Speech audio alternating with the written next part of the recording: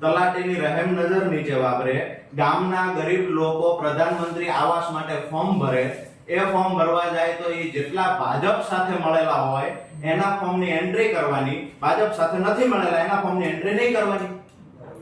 બરાબર છે? આ લાઈવ થી વાંધો હોય તો તમારી નીચેના અધિકારીઓ જે કામ કરે છે એનાથી બી વાંધો હોવો જોઈએ તમને. તમે જે પણ અત્યારે રજૂઆત કરી આ કામની ત્યાં ગેરંટી થાય, હું હજી એનાથી આગળ કહું છે. જે પણ મારી વાત સાંભળો તમે. એના આધાર પુરાવા સાથે તમે મને અરજી આપી દો, એની કોઈ વિડિયો ક્લિપ હોય કે એનો કોઈ તમારી પાસે જે પણ એનો તમે તપાસ કરો આઈડી ધરાવનાર વ્યક્તિ ક્યાં રહે છે. તમે વિગત આપશો તો મારી ફરિયાદ છે ને તમને, મેં તમને હું આપું છું આમાં વિગત. હા લખીને આપો. બીજી વાત સાહેબ એની સાથે સાથે એક મિનિટ સાહેબ મારી વાત સાંભળી લ્યો. અવાજ નીચો રાખો. મારો અવાજ જ એટલો છે, સંભળાય છે અવાજ જ એટલો છે, તો થોડો ઓછો કરો. બરાબર છે? થોડો ઓછો અવાજ એટલો જ છે.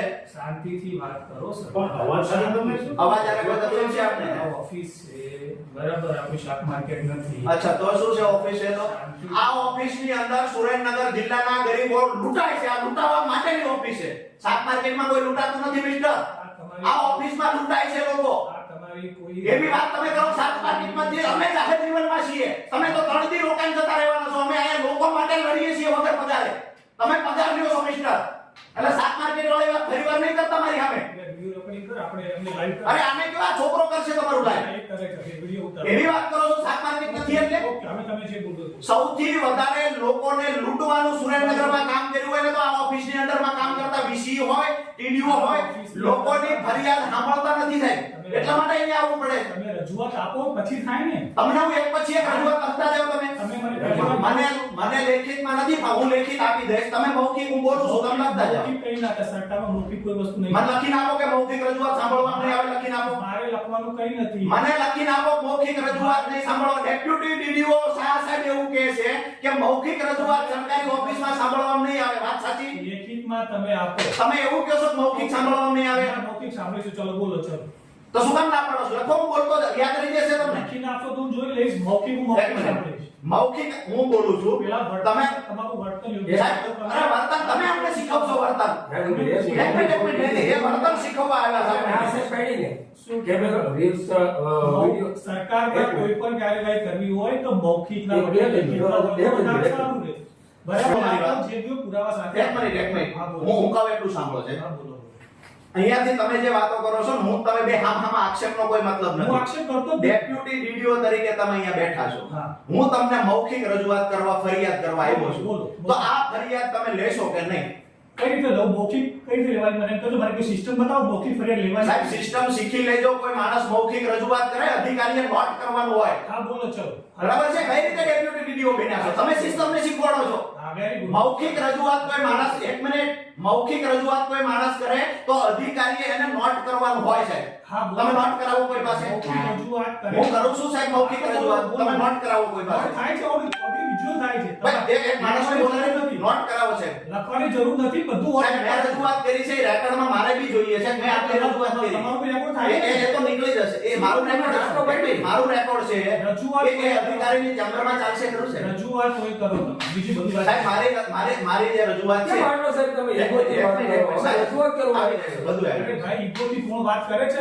અરે તમે ચોખ્ખું ના તમે ચોખ્ખું ના બેઠી. મારી વાત સાંભળો. ઈગોથી વાત સાહેબ મારી અરે તમે ચોખ્ખું ના બેઠી કે મારી ઓફિસમાં મારી મૌખિક રજૂઆત છે સાહેબ. તમે હું હજી કહું છું કોઈ પણ વ્યક્તિની પરમિશન વગર વિડિયો રેકોર્ડિંગ કરવું એ યોગ્ય નથી. તમારી ઈચ્છા હોય તમે કરો. મારે કોઈ વાંધો નથી. હું પણ કરું છું.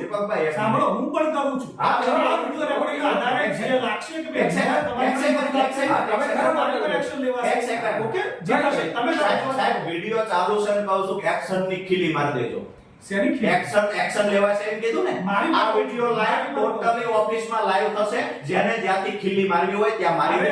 અને કાયદો તમે અમને શીખવાડશો. અમે પણ એલએલબી કરીને આવ્યા છીએ. સીધા મંજીરા વગાડતા નથી આવ્યા. ભજન મંડળી અપાવતા નથી. તમે સાતમાળ વિષયની વાત કરો. તમે એવું કીધું કે સાતમાળ જાહેર જીવન સાથે જોડાયેલા લોકોને તમે આવી વાત કેવી રીતે કરવી તમે શીખી જજો.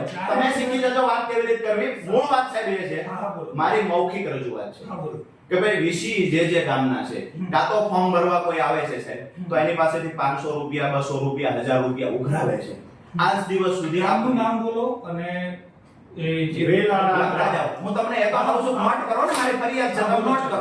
વેલાડા ધરા તાલુકો વેલાડા તાલુકો વેલાળા. વેલાળા. ઓકે, વેલાળા. અને ધ્રા વેલાળા બે.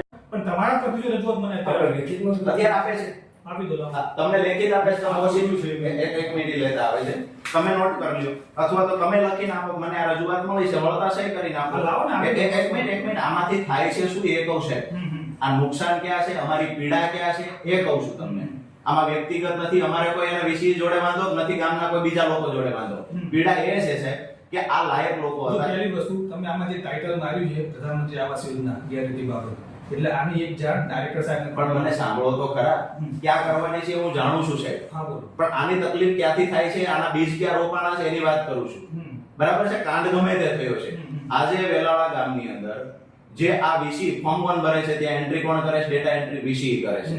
રજૂઆત પંચાયતમાં તલાટીને ગામના લોકો કરે કે ભાઈ અમને પ્રધાનમંત્રી આવાસ યોજના મુજબ અમારું ઘર બનવું જોઈએ અમને મકાન મળવું જોઈએ. જ્યારે રજૂઆત એ લોકોએ કરી તો માનો 100 લોકોએ કરી એમાંથી માત્ર 17 લોકોના ફોર્મ મંજૂર થયા. 17 લોકો કોણ હતા સાહેબ? જે 17 લોકો સરપંચના પરિવાર સાથે સરપંચ સાથે મળેલા અથવા તો જેના તલાટી સાથે સારા સંબંધો છે યા તો બારના પાછળથી કોઈએ કઈ વહીવટ કર્યો છે. બરાબર છે 17 લોકોના ફોર્મ મંજૂર છે. આ 4 લોકો એવા છે જેના નામે જમીન નથી. આ 4 લોકોને પાકી દિવાલ નથી. તેમ છતાં ટોટલ ક્રાઇટેરિયાની અંદર આ લોકો આવે છે. તેમ છતાં આ 2024-25 વાળી યોજનામાં આ લોકોના નામ નીકળી ગયા. નામ નીકળ એક મિનિટ છે. આ ચાર વ્યક્તિ એવા છે ખરેખર લાભને પાત્ર છે છતાં અપાતો નથી. દરેક પાત્રતા ધરાવે સિમ્પલ છે. વન લાઈનમાં બરાબર.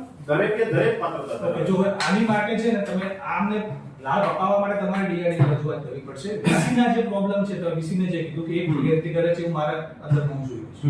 પણ આમને લાભ ખરેખર પાત્ર છે અમને બી ખબર છે પણ એ સાહેબ અત્યારે સમજો ગાંધીનગર છે.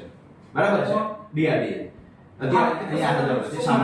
પણ આ પ્રશ્ન ક્યાંથી થયો? એ તો ત્યાં જશું સાહેબ એને લાભે અપાવી દઈશું એ તો સમજે. અમારું રોજ આ જ કામ કરીએ છીએ. ત્યાં પીડા લોકોની ભેગી થાય ને ત્યારે ઓફિસમાં આવીને આક્રોશ ઠાલવીએ છીએ. અમે જોઈએ છીએ જ્યાં સુધી શક્ય હોય ત્યાં સુધી સહન કરીએ. આ 4 લોકોને લાભ અપાવશું પણ આ જેના કારણે રહી ગયા સાહેબ એ વીસી ના કારણે રહી ગયા એટલે આ ઓફિસ અમારી ફરિયાદ છે.